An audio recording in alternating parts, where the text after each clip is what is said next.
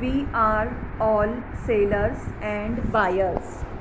Parson or layman, prince or peasant, we are all either providers or consumers of things. We proffer services or offer goods to others, and if we are keen, we prosecute a person who illegally tries to prevent us from carrying on our legitimate business. We live by exchanging, by bargaining, and for our own sakes, it behoves us to acquire some skill in the operation or making of bargains. This is true whether we are exporters or importers, manufacturers or merely dealers. In any event, we sell our services and so buy money.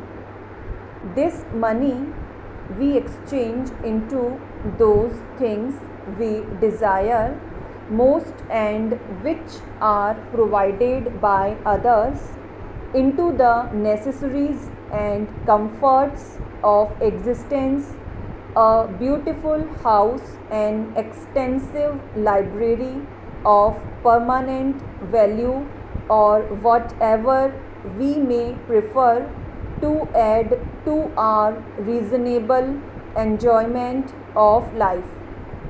In agriculture itself, people are ceasing to produce the things they consume. The farmer sells his milk and cream and buys butter or contents himself with the substitute that tropical Africa has lately added to our tables. He sells his cattle and buys beef of the butcher who carves an ox fed on the pampas of South America. He no longer makes even his own flour. The essential, all pervading fact of our economic life is exchange. Apart from agriculture, we should be unable to produce sufficient to sustain the simplest life, and we should perish. By means of exchange and the cooperation it brings about, we are enabled to produce enough to satisfy a very complex life. We go to the market with our goods, perishable or imperishable. Our goods may not be embodied in commodities that can be weighed or measured. They may be and usually are merely proffered services. But whether we offer our services for the permanent or temporary accommodation of others, or whether we have visible and tangible commodities, pairs of boots or pounds of bacon or attractive ties or succulent fruits, makes no difference. It is our supply, and this is the course to pursue if we would be a seller of what we have. In our minds, we attach a minimum price to it, what the auctioneer calls a reserve price. Unless we get that price, we shall withdraw from the market, and no briber can bribe us to sell at a figure below that price.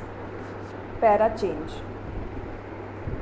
Unless a businessman has an abundant knowledge of the fundamental art of calculating, he will be hopelessly outclassed in the keen competition of modern times and might even have to abandon a business life.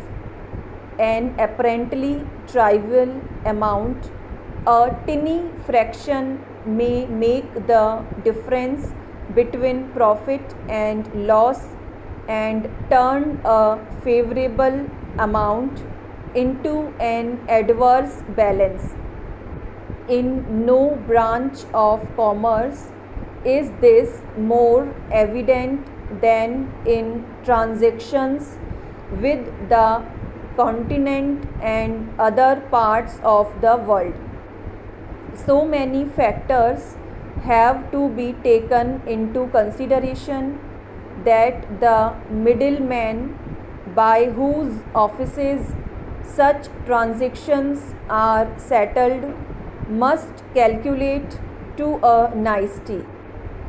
He cannot afford to make a rough estimate or leave the matter to an inefficient man or woman. Men or women inexperienced in figures would be useless in such offices.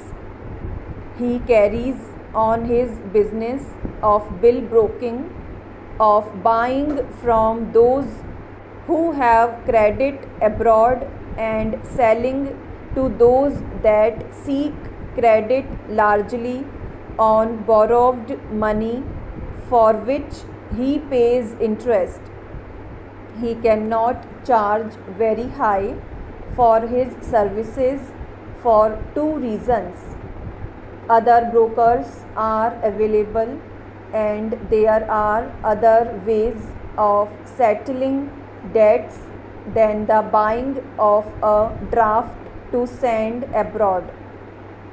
The debtor may procure gold and himself dispatch it, or he may send a security to his foreign creditor, a railway debenture, a municipal bond, a mortgage on land, though he would not be indifferent as to the choice. For, in a sense, we can, in these days, so closely identified is property with the legal title to it, export our fields and factories, our railroads and canals to pay for our imports. However, a debtor resorts to the export of gold or securities only as a temporary measure when the bills of exchange are at a price he judges exorbitant. What is this exorbitant price which determines his choice? It is a price beyond that which he would be required to pay for gold and for the expenses of sending it to his creditors, or for the security that would in the foreign country command enough credit to cancel the debt. When we are guided, as normally we are, by economic considerations, we elect the cheaper instrument for performing a necessary operation.